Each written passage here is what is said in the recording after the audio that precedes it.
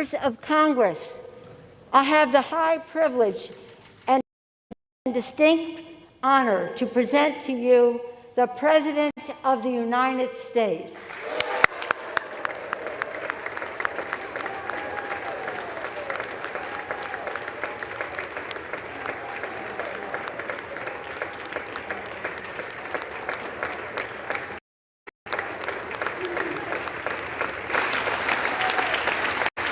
Thank you, thank you, thank you.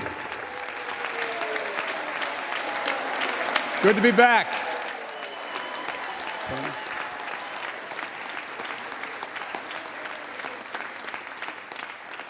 Mitch and Chuck will understand it's good to be almost home, down the hall.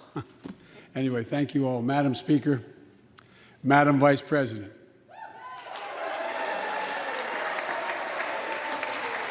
No president has ever said those words from this podium. No president has ever said those words, and it's about time.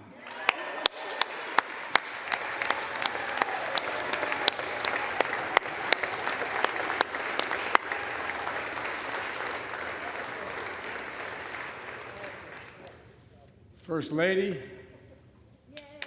I'm her husband. Second Gentleman, Chief Justice, members of the United States Congress and the Cabinet, distinguished guests, my fellow Americans. While the setting tonight is familiar, this gathering is just a little bit different. A reminder of the extraordinary times we're in. Throughout our history, presidents have come to this chamber to speak to Congress, to the nation, and to the world, to declare war, to celebrate peace, to announce new plans and possibilities. Tonight, I come to talk about crisis and opportunity, about rebuilding the nation, revitalizing our democracy, and winning the future for America. I stand here tonight, one day shy of the 100th day of my administration. 100 days since I took the oath of office and lifted my hand off our family Bible and inherited a nation, we all did, that was in crisis. The worst pandemic in a century, the worst economic crisis since the Great Depression, the worst attack on our democracy since the Civil War. Now, after just 100 days, I can report to the nation, America is on the move again.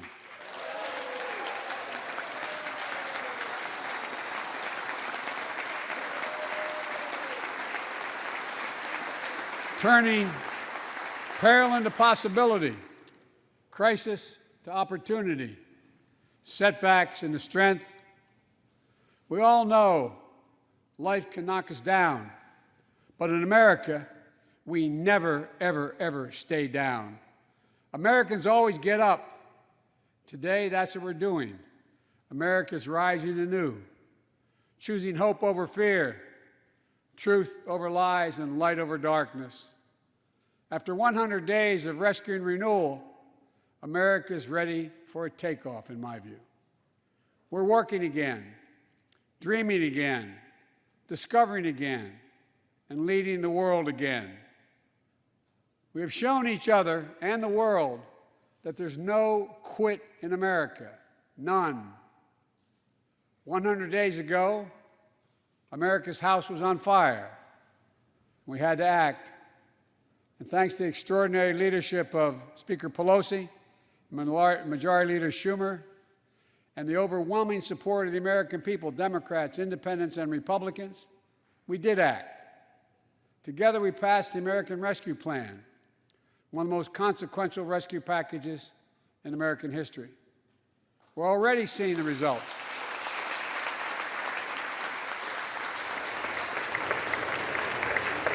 We're already seeing the results.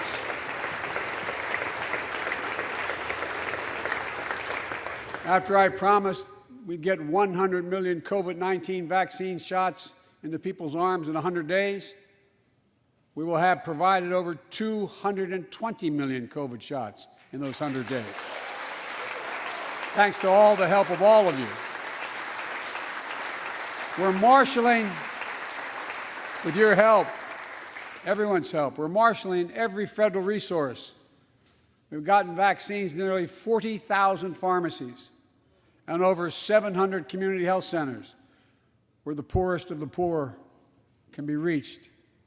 We're setting up community vaccination sites, developing mobile units to get to hard-to-reach communities. Today, 90% of Americans now live within 5 miles of a vaccination site. Everyone over the age of 16, everyone is now eligible to get vaccinated right now, right away. Go get vaccinated, America. Go and get the vaccination. They're available. You're eligible now.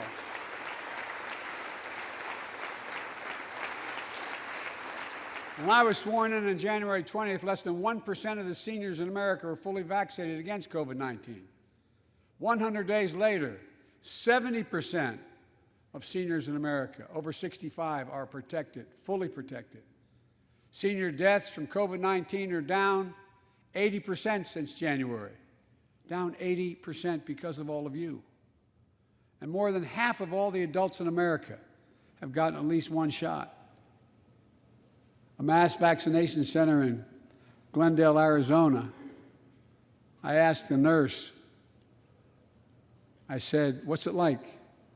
She looked at me and she said, "It's like every shot is giving a dose of hope," was her phrase, a dose of hope. A dose of hope for an educator in Florida who has a child suffering from an autoimmune disease. Wrote to me, said she's worried, and she was worried about bringing the virus home. She said she then got vaccinated at a large site in her car. She said she sat in her car when she got vaccinated and just cried. Cried out of joy and cried out of relief. Parents, seeing the smiles on their kids' faces for those who are able to go back to school because the teachers and school bus drivers and cafeteria workers have been vaccinated.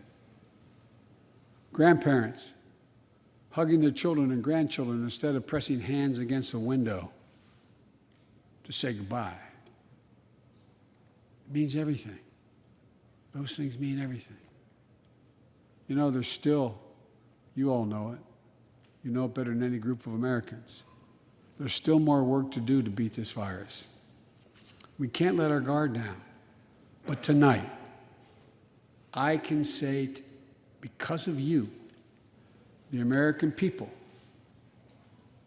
our progress these past 100 days against one of the worst pandemics in history has been one of the greatest logistical achievements this country's ever seen. What else have we done in those first 100 days? We kept our commitment, Democrats and Republicans, of sending $1,400 rescue checks to 85% of American households. We've already sent more than 160 million checks out the door. It's making a difference. You all know it when you go home. For many people, it's making all the difference in the world.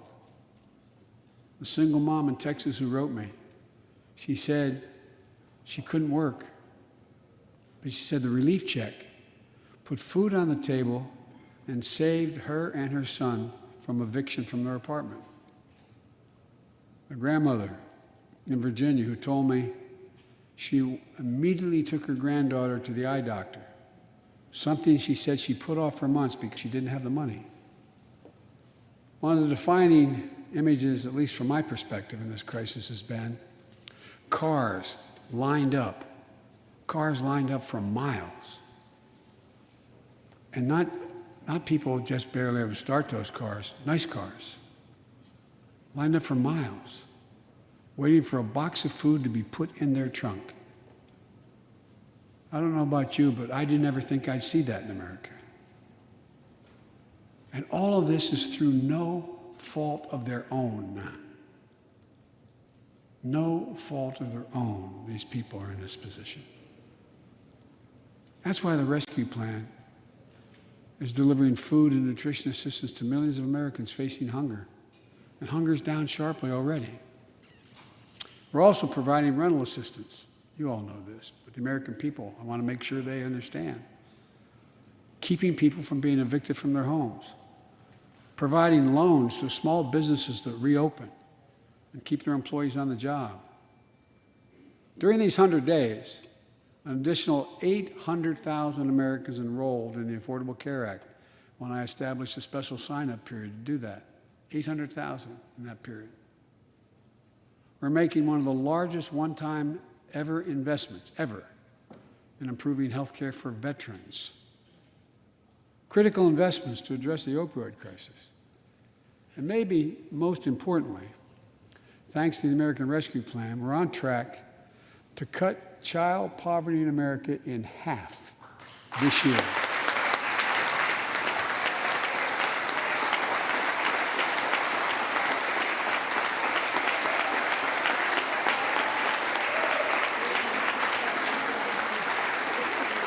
And in the process, while this was all going on, the economy created more than 1,300,000 new jobs in 100 days. More jobs in the first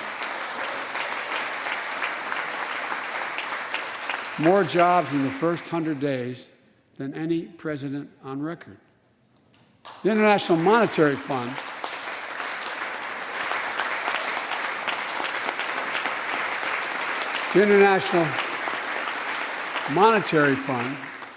is now estimating our economy will grow at a rate of more than 6% this year. That will be the fastest pace of economic growth in this country in nearly 4 decades. America's moving forward, but we can't stop now. We're in competition with China and other countries to win the 21st century. We're at a great inflection point in history. We have to do more than just build back better. We have to build back better. We have to compete more strenuously than we have.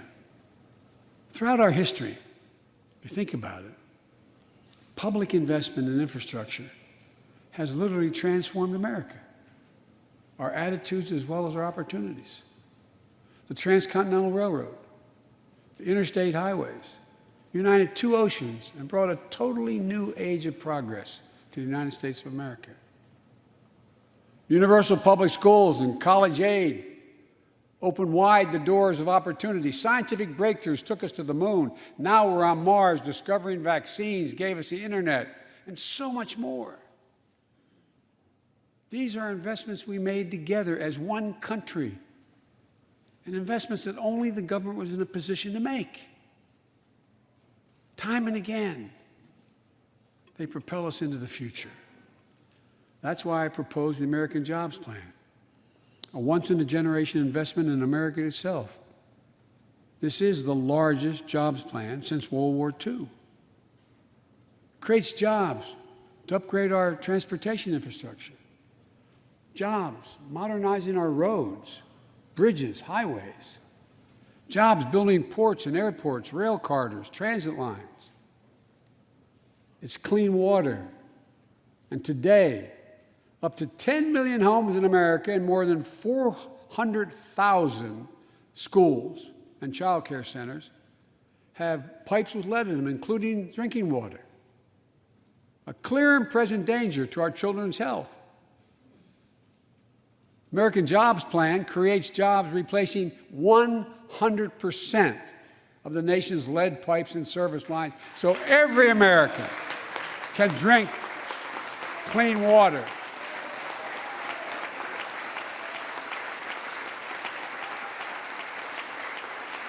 And in the process, it will create thousands and thousands of good-paying jobs. It creates jobs connecting every American with high-speed internet, including 35% of the rural America that still doesn't have it.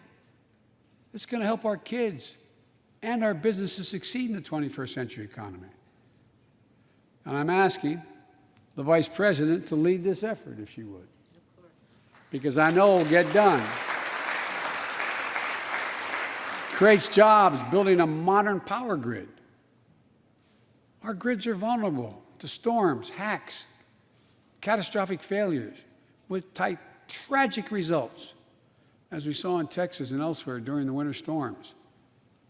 The American Jobs Plan will create jobs that lay thousands of miles of transmission lines needed to build a resilient and fully clean grid. We can do that. Look, the American Jobs Plan will help millions of people get back to their jobs and back to their careers. 2 million women have dropped out of the workforce during this pandemic. 2 million. And too often because they couldn't get the care they needed to care for their child or care for an elderly parent who needs help. 800,000 families are on the Medicare waiting list right now to get home care for their aging parent or loved one with disability. If you think it's not important, check out in your own district, Democrat or Republican, Democrat or Republican voters. Their great concern, almost as much as their children, is taking care of an elderly loved one who can't be left alone. Medicaid contemplated it, but this plan is going to help those families and create jobs for our caregivers with better wages and better benefits, continuing a cycle of growth. For too long, we've failed to use the most important word when it comes to meeting the climate crisis: jobs. Jobs. Jobs.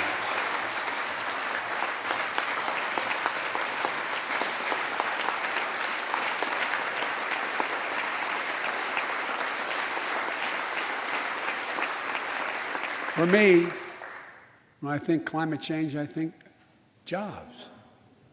The American Jobs Plan will put engineers and construction workers to work building more energy-efficient buildings and homes. Electrical workers, IBEW members installing 500,000 charging stations along our highways so we can own the electric car market. Farmers planting cover crops so they can reduce the carbon dioxide in the air and get paid for doing it. Look, think about it. There is simply no reason why the blades for wind turbines can't be built in Pittsburgh instead of Beijing. No reason. None. No reason.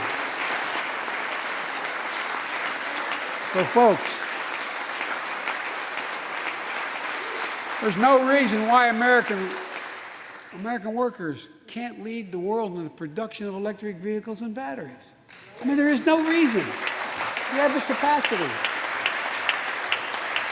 We're the brightest, best trained people in the world. The American Jobs Plan is going to create millions of good-paying jobs, jobs Americans can raise a family on. As my dad would then say, with a little breathing room. And all the investments in the American Job Plan will be guided by one principle: buy American. Buy American. And I might note parenthetically, that does not violate any trade agreement. It's been the law since the 30s. Buy American. American tax dollars are going to be used to buy American products made in America to create American jobs. That's the way it's supposed to be, and it will be in this administration.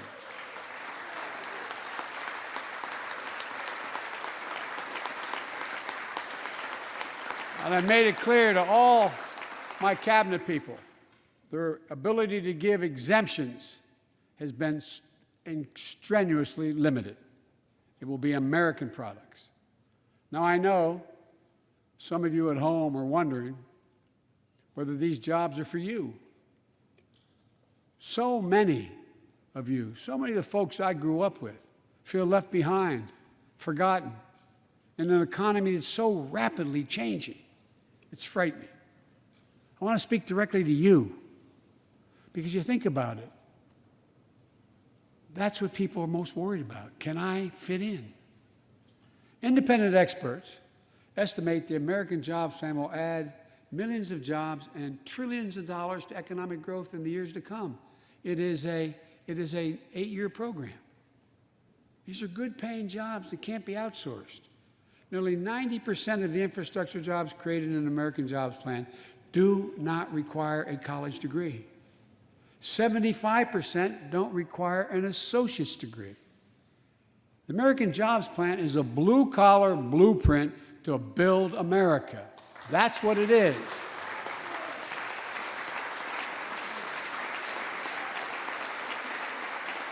And it recognizes something I've always said in this chamber and the other. Good guys and women on Wall Street, but Wall Street didn't build this country.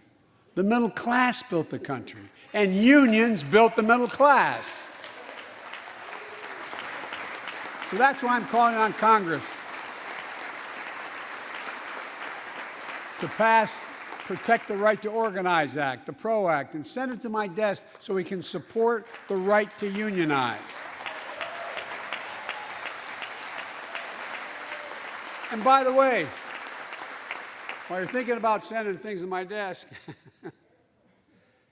let's raise the minimum wage to $15. No one working 40 hours a week, no one working 40 hours a week should live below the poverty line. We need to ensure greater equity and opportunity for women. And while we're doing this, let's get the Paycheck Fairness Act to my desk as well, equal pay. It's been much too long. And if you wonder whether it's too long, look behind me. And finally, the American Jobs Plan will be the biggest increase in non-defense research and development on record. We'll see more technological change, and some of you know more about this than I do. We'll see more technological change in the next 10 years than we saw in the last 50. That's how rapidly artificial intelligence and so much more is changing. And we're falling behind the competition with the rest of the world. Decades ago, we used to invest 2% of our gross domestic product in America, 2% of our gross domestic product in research and development. Today, Mr. Secretary, that's less than 1%. China and other countries are closing in fast. We have to develop and dominate the products and technologies of the future. Advanced batteries, biotechnology, computer chips, clean energy. The Secretary of Defense can tell you, and those of you who work in national security issues know, the Defense Department has an agency called DARPA, the Defense Advanced Research Project Agency. The people who set up before I came here, and that's been a long time ago, to develop breakthroughs that enhance our national security. That's their only job. And it's a semi-separate agency. It's under the Defense Department. It's led to everything from the discovery of the internet to GPS and so much more that's enhanced our security. The National Institute of Health, the NIH, I believe, should create a similar advanced research projects agency for health. And here's what it would do. It would have a singular purpose: to develop breakthroughs to prevent, detect, and treat diseases like Alzheimer's, diabetes, and cancer. I'll still never forget when we passed the cancer proposal in the last year I was vice president. Almost $9 million going to NIH. And if you excuse the point of personal privilege, I'll never forget you standing, Mitch, and saying, "Name it after my deceased son." It meant a lot. But so many of us have deceased sons, daughters, and relatives who died of cancer. I can think of no more worthy investment. I know of nothing that is more bipartisan So let's end cancer as we know it. It's within our power. It's within our power to do it.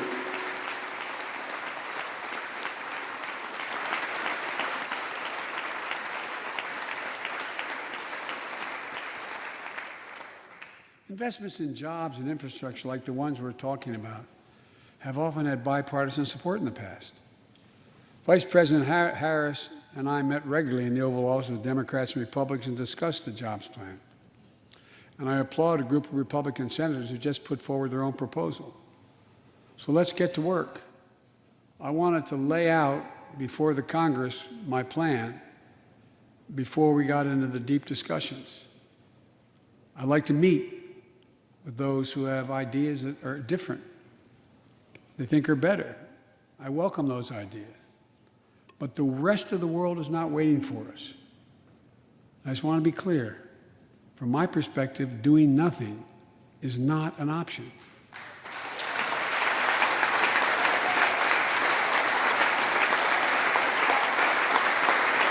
Look, we can't be so busy competing with one another that we forget the competition that we have with the rest of the world to win the 21st century. Secretary Blinken can tell you I spent a lot of time with President Xi. Traveled over 17,000 miles with him. Spent, they tell me, over 24 hours in private discussions with him. When he called to congratulate him, we had a 2-hour discussion. He's deadly earnest about becoming the most significant, consequential nation in the world. He and others, autocrats, think that democracy can't compete in the 21st century with autocracies because it takes too long to get consensus. To win that competition for the future, in my view, we also need to make a once-in-a-generation investment in our families and our children. That's why I've introduced the American Families Plan tonight, which addresses 4 of the biggest challenges facing American families and in turn America. First is access to good education. When this nation made 12 years of public education universal in the last century, it made us the best educated, best prepared nation in the world. It's, I believe, the overwhelming reason that propelled us to where we got in the 20th century. But the world's caught up or catching up. They're not waiting. I would say parenthetically, if we were sitting down, we set a bipartisan committee together and said, okay, we're going to decide what we do in terms of government providing for free education. I wonder whether we'd think, as we did in the 20th century, that 12 years is enough in the 21st century. I doubt it. 12 years is no longer enough today to compete with the rest of the world in the 21st century. That's why my American Families Plan guarantees 4 additional years of public education for every person in America, starting as early as we can. The great universities in this country have conducted studies of the last 10 years that shows that adding 2 years of universal high-quality preschool for every 3-year-old and 4-year-old, no matter what background they come from, puts them in a position to be able to compete all the way through 12 years and increases exponentially their prospect of graduating and going on beyond graduation. The research shows when a young child goes to school, not daycare, they're far more likely to graduate from high school and go to college or something after high school. When you add 2 years of free community college on top of that, you begin to change the dynamic. We can do that.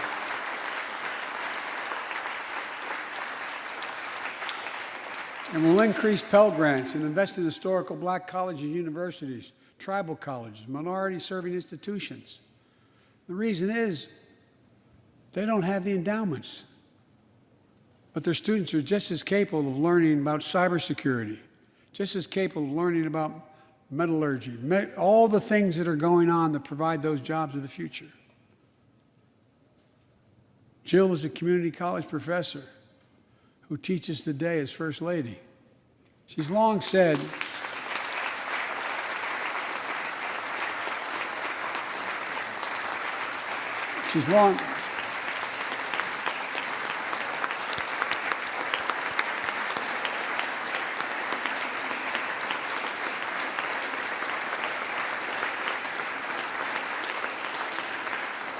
if I've heard it once, I've heard it 1,000 times. Joe, any country that out-educates us is going to out-compete us. She'll be deeply involved in leading this effort. Thank you, Jill. Second thing we need, American Families Plan will provide access to quality, affordable child care. We guarantee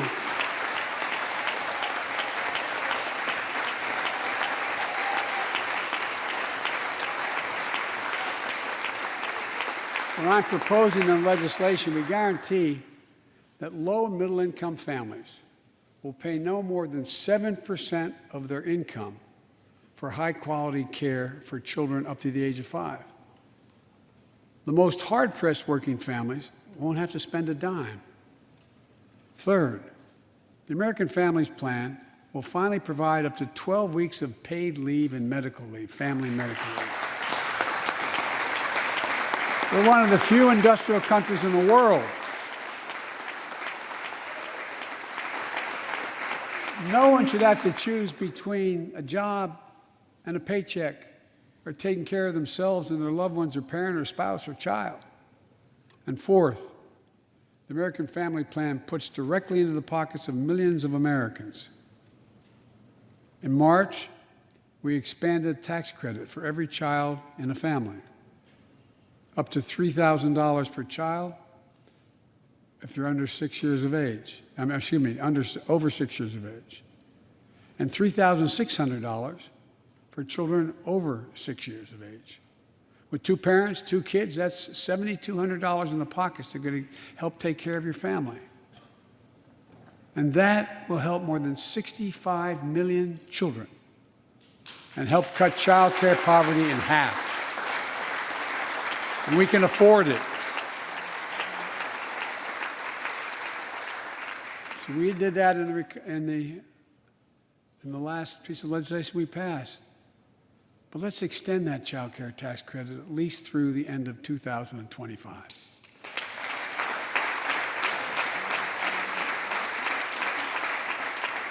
The American Rescue Plan lowered health care premiums for 9 million Americans who buy their coverage under the Affordable Care Act.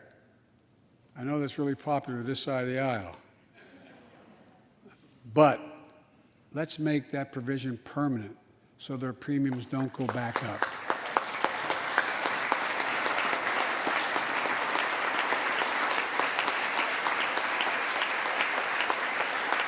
In addition to my family's plan, I'm going to work with Congress to address this year other critical priorities for American families. The Affordable Care Act has been a lifeline for millions of Americans, protecting people with pre-existing conditions, protecting women's health, and the pandemic has demonstrated how badly it's needed. Let's lower deductibles for working families on the Affordable Care Act. And let's lower prescription drug costs. We know how to do this.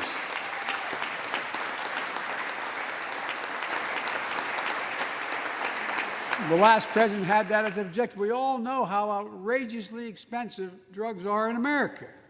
In fact, we pay the highest prescription drug prices of anywhere in the world, right here in America. Nearly 3 times, for the same drug, nearly 3 times what other countries pay. We have to change that, and we can. Let's do what we talked about for all the years I was down here in this body, in Congress. Let's give Medicare the power to save hundreds of billions of dollars by negotiating lower drug prescription prices.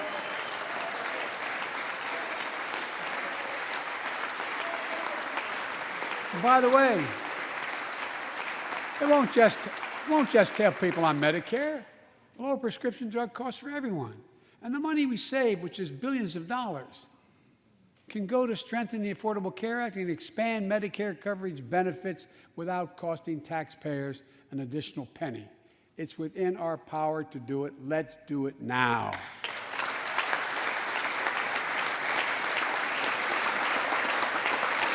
We've talked about it long enough, Democrats and Republicans. Let's get it done this year. This is all about a simple premise. Health care should be a right, not a privilege in America.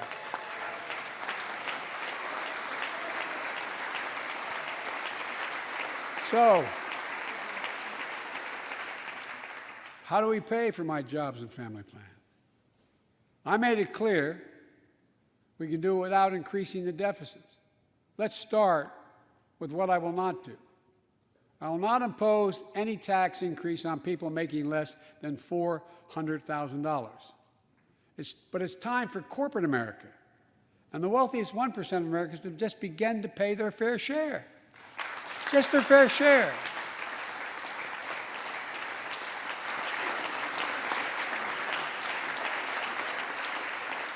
Sometimes I have arguments with my friends in the Democratic Party.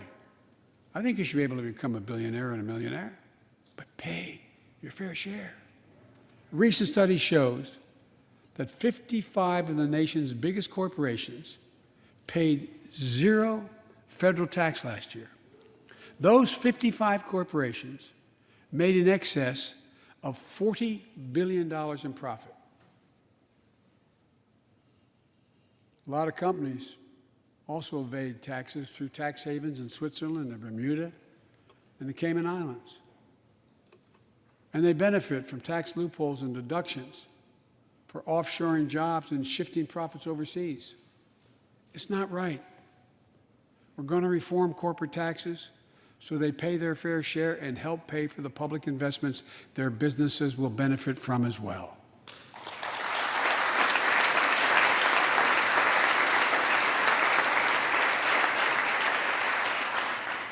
We're going to reward work, not just wealth. We take the top tax bracket for the wealthiest 1% of Americans, those making over $400,000 or more, back up to where it was when George W. Bush was president, when he started, 39.6%. That's where it was when George W. was president. We're going to get rid of the loopholes, allow Americans to make more than $1 million a year and pay a lower tax rate on their capital gains than Americans who receive a paycheck. We're only going to affect 0.3% of all Americans by that action, 0.3%. And the IRS is going to crack down on millionaires and billionaires who cheat on their taxes.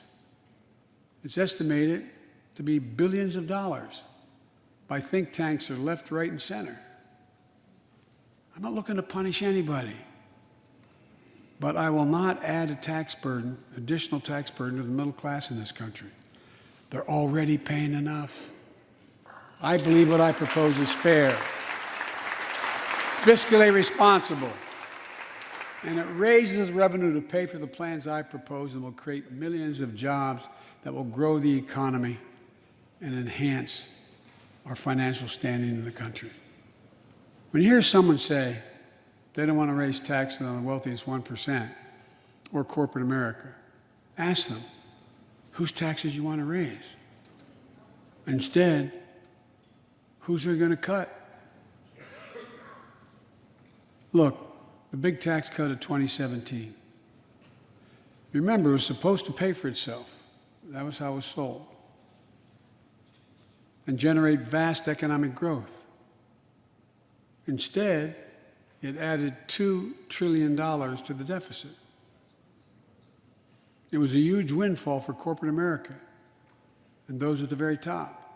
Instead of using the tax saving to raise wages and invest in research and development, it poured billions of dollars into the pockets of CEOs. In fact, the pay gap between CEOs and their workers is now among the largest in history. According to one study, CEOs make 320 times what the average worker in their corporation makes. It used to be below 100. The pandemic has only made things worse. 20 million Americans lost their job in the pandemic, working and middle-class Americans. At the same time, roughly 650 billionaires in America saw their net worth increase by more than $1 trillion in the same exact period. Let me say it again. 650 people increased their wealth by more than $1 trillion during this pandemic. And they're now worth more than $4 trillion. My fellow Americans, trickle down economics has never worked. And it's time to grow the economy from the bottom and the middle out.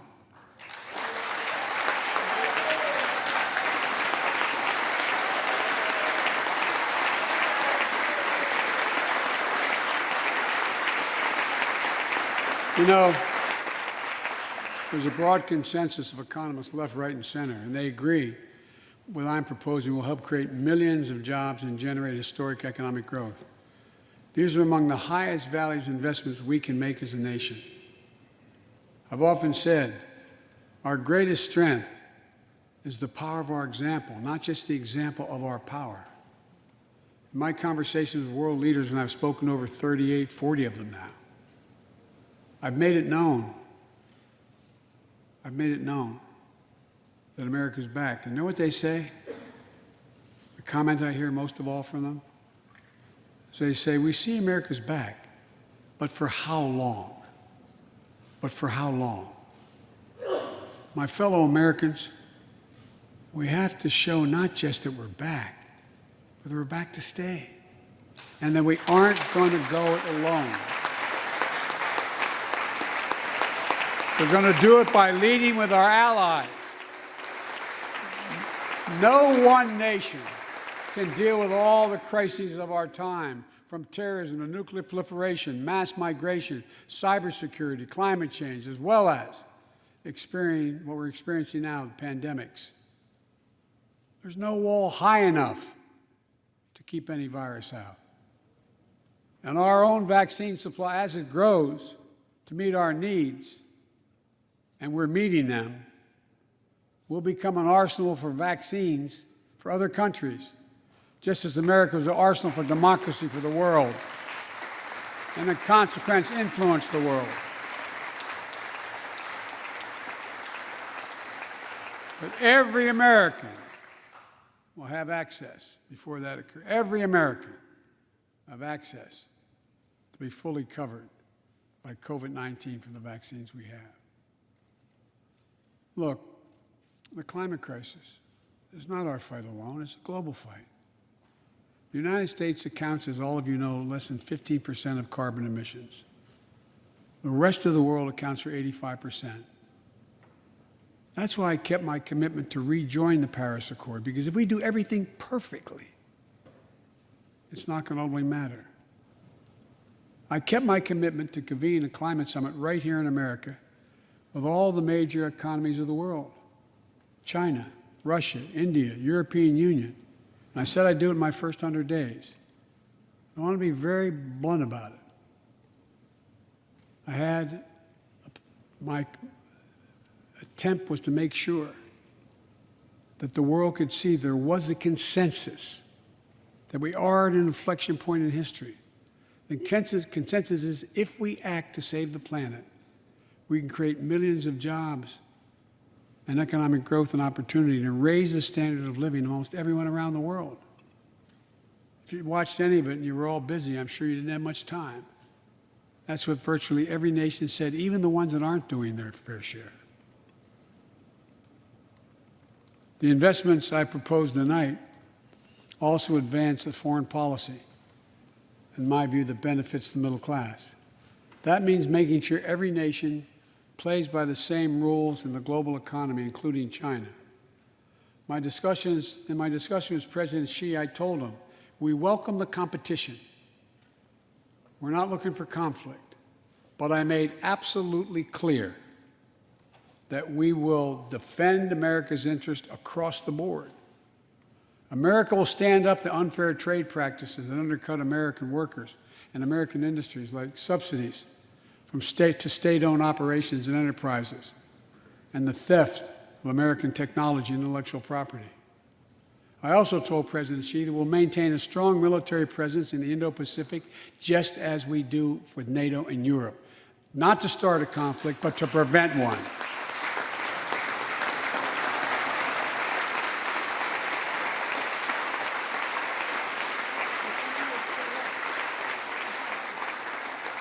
I told them what I've said to many world leaders, that America will not back away from our commitments, our commitment to human rights and fundamental freedoms and to our alliances. And I pointed out to him, no responsible American president could remain silent when basic human rights are being so blatantly violated. An American president has to represent the essence of what our country stands for. America is an idea, the most unique idea in history. We are created, all of us, equal. It's who we are. And we cannot walk away from that principle and, in fact, say we're dealing with the American idea. With regard to Russia, I know it concerns some of you, but I made very clear to Putin that we're not going to seek escalation, but their actions will have consequences. They turn out to be true, and they turned out to be true. So I responded directly and proportionately to Russia's interference in our elections and the cyber attacks on our government and our business. They did both of these things, and I told them we would respond, and we have. But we can also cooperate when it's our mutual interest. We did it when we extended the New START Treaty on nuclear arms, and we're working to do it on climate change. But he understands we will respond. On Iran and North Korea, nuclear programs that present serious threats to American security and the security of the world. We're going to be working closely with our allies to address the threats posed by both of these countries through diplomacy as well as stern deterrence. And American leadership means ending the forever war in Afghanistan. We have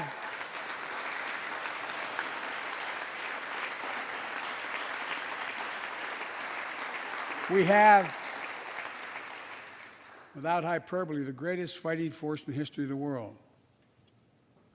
I'm the first president in 40 years that knows what it means to have a son serving in a war zone.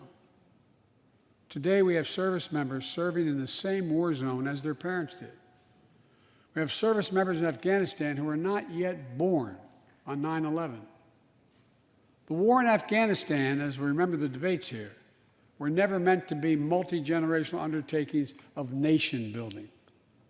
We went to Afghanistan to get the terrorists who attacked us on 9/11. And we said we would follow Osama bin Laden to the gates of hell to do it. If you've been in the upper Konar Valley, you've kind of seen the gates of hell. And we delivered justice to bin Laden. We degraded the terrorist threat of al-Qaeda in Afghanistan. And after 20 years of valor, and sacrifice, it's time to bring those troops home. Look,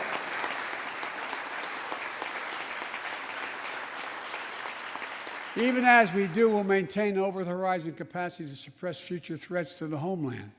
And make no mistake, in 20 years, terrorism has metastasized. The threat has evolved way beyond Afghanistan. Those of you in the intelligence committees, the foreign relations committee, defense committees, you know well, we have to remain vigilant against the threats to the United States wherever they come from. Al-Qaeda and ISIS are in Yemen, Syria, Somalia, other places in Africa, in the Middle East, and beyond. And we won't ignore what our intelligence agencies have determined to be the most lethal terrorist threat to the homeland today. White supremacy is terrorism. We're not going to ignore that either. My fellow Americans, look, we have to come together to heal the soul of this nation. It was nearly a year ago before her father's funeral when I spoke with Gianna Floyd, George Floyd's young daughter. She's a little tyke, so I was kneeling down to talk to her. so I could look her in the eye. She looked at me, she said, "My daddy changed the world." Well, after the conviction of George Floyd's murderer, we can see how right she was if we have the courage to act as a Congress. We've all seen the knee of injustice on the neck of Black Americans. Now's our opportunity to make some real progress. The vast majority of men and women wearing a uniform and a badge serve our communities, and they serve them honorably. I know them. I know they want.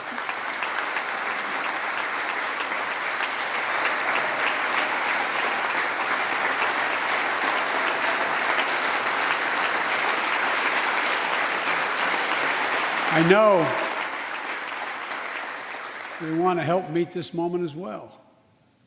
My fellow Americans, we have to come together to rebuild trust between law enforcement and the people they serve, to root out systemic racism in our criminal justice system, and to enact police reform in George Floyd's name that passed the House already. I know Republicans have their own ideas and are engaged in a very productive discussions with Democrats in the Senate. We need to work together to find a consensus. But let's get it done next month, by the first anniversary of George Floyd's death.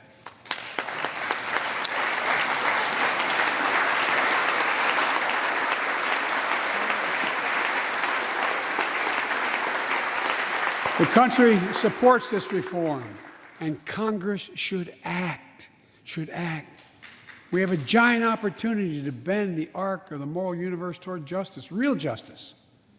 And with the plans outlined tonight, we have a real chance to root out systemic racism that plagues America and American lives in other ways.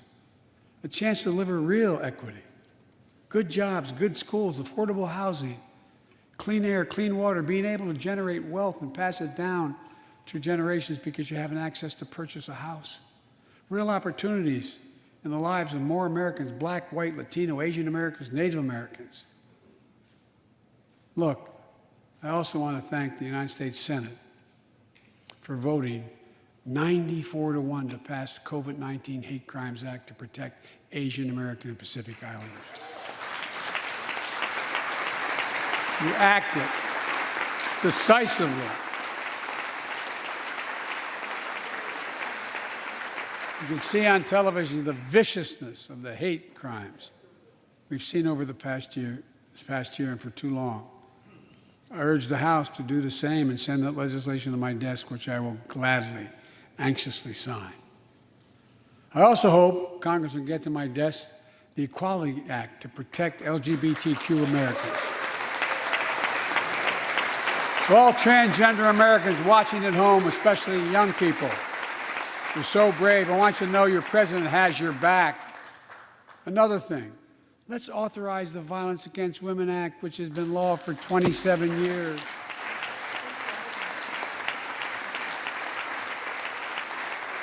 "27 years ago, I wrote it. It'll close the act that has to be authorized now, will close the boyfriend loophole to keep guns out of the hands of abusers. The court order said this is an abuser. You can't own a gun. It's to close that loophole that existed. You know, it's estimated that 50 women are shot and killed by an intimate partner every month in America. 50 a month. Let's pass it and save some lives.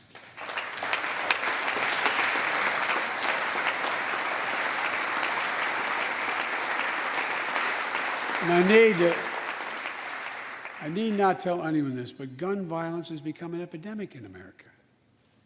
The flag at the White House was still flying at half-mast for the 8 victims of the mass shooting in Georgia, when 10 more lives were taken in a mass shooting in Colorado. And in the week in between those two events, 250 other Americans were shot dead in the streets of America. 250 shot dead. I know how hard it is to make progress on this issue. In the 90s, we passed universal background checks. a ban on assault weapons and high-capacity magazines that hold 100 rounds that can be fired off in seconds.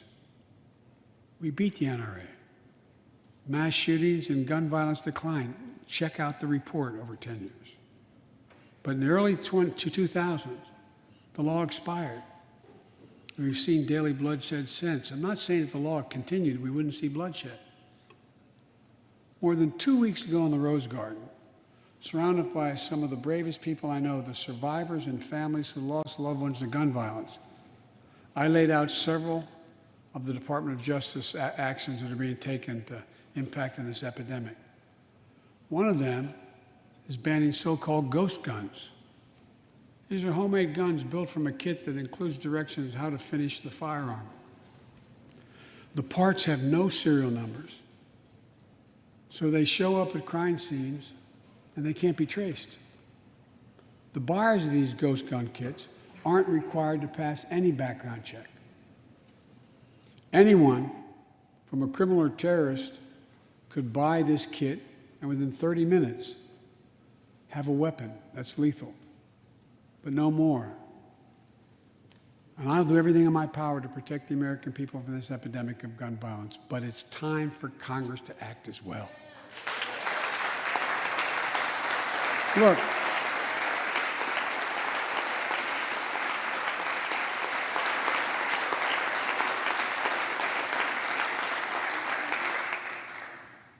I don't want to become confrontational, but we need more Senate Republicans to join the overwhelming majority of Democratic colleagues and close the loopholes required in background check purchases of guns. We need a ban on assault weapons and high-capacity magazines. And don't tell me it can't be done. We did it before and it worked. Talk to most responsible gun owners and hunters. They'll tell you there's no possible justification for having 100 rounds in a weapon. What do you think, deer wearing Kevlar vests? I mean, they'll tell you that there are too many people today who are able to buy a gun but shouldn't be able to buy a gun. These kinds of reasonable reforms have overwhelming support from the American people, including many gun owners. The country supports reform, and Congress should act. This shouldn't be a red or blue issue. And no amendment to the Constitution is absolute. You can't yell fire in a crowded theater. From the very beginning, there were certain guns, weapons, that could not be owned by Americans. Certain people could not own those weapons ever. We're not changing the Constitution. We're being reasonable. I think this is not a Democrat or Republican issue. I think it's an American issue. And here's what else we can do. Immigration has always been essential to America. Let's end our exhausting war over immigration. For more than 30 years, politicians have talked about immigration reform, and we've done nothing about it. It's time to fix it. On day one of my presidency, I kept my commitment and sent a comprehensive immigration bill to the United States Congress. If you believe we need to secure the border, pass it because it has a lot of money for high-tech border security. If you believe in a pathway to citizenship, pass it. There's over 11 million undocumented folks, the vast majority of here overstaying visas. Pass it. We can actually, if you actually want to solve a problem, I've sent a bill to take a close look at it. We also have to get at the root problem of why people are fleeing, particularly to our southern border from Guatemala, Honduras, and El Salvador. The violence, the corruption, the gangs, the political instability, hunger, hurricanes, earthquakes, natural disasters. When I was president, when I was vice president, the president asked me to focus on providing help needed to address the root causes of migration. And it helped keep people in their own countries instead of being forced to leave. The plan was working, but the last administration decided it was not worth it. I'm restoring the program and asked Vice President Harris to lead our diplomatic effort to take care of this. I have absolute confidence she'll get the job done. Now look, if you don't like my plan, let's at least pass what we all agree on. Congress needs to pass legislation this year to finally secure protection for dreamers. The young people who've only known America as their home. And permanent protection for immigrants who are here on temporary protective status who came from countries beset by man-made and natural-made violence and disaster, as well as a pathway to citizenship for foreign workers who put food on our tables. Look, immigrants have done so much for America during this pandemic and throughout our history. The country supports immigration reform. We should act. Let's argue over it. Let's debate it. But let's act. And if we truly want to restore the soul of America, we need to protect the sacred right to vote. Most people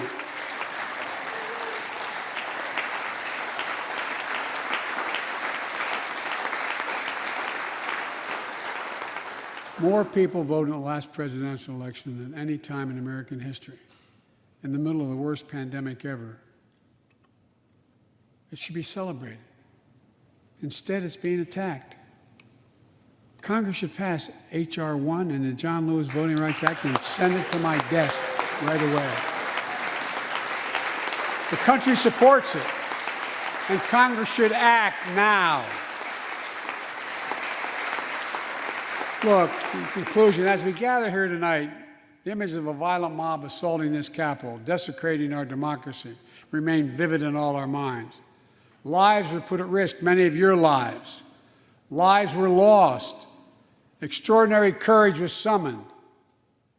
The insurrection was an existential crisis, a test of whether our democracy could survive, and it did. But the struggle is far from over. The question of whether our democracy will long endure is both ancient and urgent. As old as our republic, still vital today. Can our democracy deliver on its promise that all of us, created equal in the image of God, had a chance to lead lives of dignity, respect, and possibility? Can our democracy deliver to the most pressing needs of our people? Can our democracy overcome the lies, anger, hate, and fears that have pulled us apart? America's adversaries, the autocrats of the world, are betting we can't. And I promise you they're betting we can't. They believe we're too full of anger and division and rage. They look at the images of the mob that assaulted the Capitol as proof that the sun is setting on American democracy. But they're wrong. You know it, I know it. But we have to prove them wrong. We have to prove democracy still works, that our government still works, and we can deliver for our people. In our first 100 days together, we've acted to restore people's faith in democracy to deliver. We're vaccinating the nation. We're creating hundreds of thousands of new jobs. We're delivering real results to people. They can see it, feel it in their own lives. Opening doors of opportunity, guaranteeing some more fairness and justice. That's the essence of America. That's democracy in action. Our Constitution opens with the words, as trite as it sounds, we the people. Well, it's time to remember that we the people are the government, you and I. Not some force in a distant capital. Not some powerful force that we have no control over. It's us. It's we the people. In another era, when our democracy was tested, Franklin Roosevelt reminded us, in America, we do our part. We all do our part. That's all I'm asking. That we do our part, all of us. And if we do that, we will meet the center challenge of the age by proving that democracy is durable and strong. Autocrats will not win the future. We will. America will. And the future belongs to America. As I stand here tonight before you in a new and vital hour of life and democracy of our nation, and I can say with absolute confidence, I have never been more confident or optimistic about America. Not because I'm president, because of what's happening with the American people. We've stared into the abyss of insurrection and autocracy, pandemic and pain, and we, the people, did not flinch. At the very moment our adversaries were certain we'd pull apart and fail, we came together, we united. With light and hope, we summoned a new strength, new resolve to position us to win the competition of the 21st century. On our way to a union more perfect, more prosperous, and more just, as one people, one nation, and one America. Folks, as I told every world leader I've ever met with over the years, it's never, ever, ever been a good bet to bet against America, and it still isn't. We're the United States of America. There is not a single thing, nothing beyond our capacity. We can do whatever we set our minds to if we do it together. So let's begin to get together. God bless you all, and may God protect our troops. Thank you for your patience.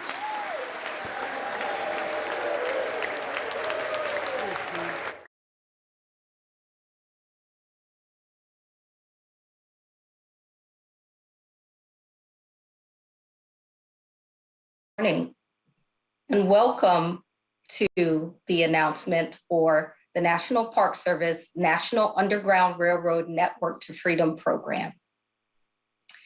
This is a beautiful Friendship Friday culminating at the end of National Park Week. The Network to Freedom is announcing 16 new listings representing sites, facilities, and programs across 9 states in the U.S. Virgin Islands. The Network to Freedom advances the idea that all human beings embrace the right to self-determination and freedom from oppression. For 23 years, the Network to Freedom has provided support and technical assistance to knowledge keepers, grassroots organizations, engaged communities, and professional partners in telling the stories of the history of resistance to slavery by freedom seekers and their allies. Not only does the network support historic sites, which we're all familiar with, but they also democratize access and research to the general public.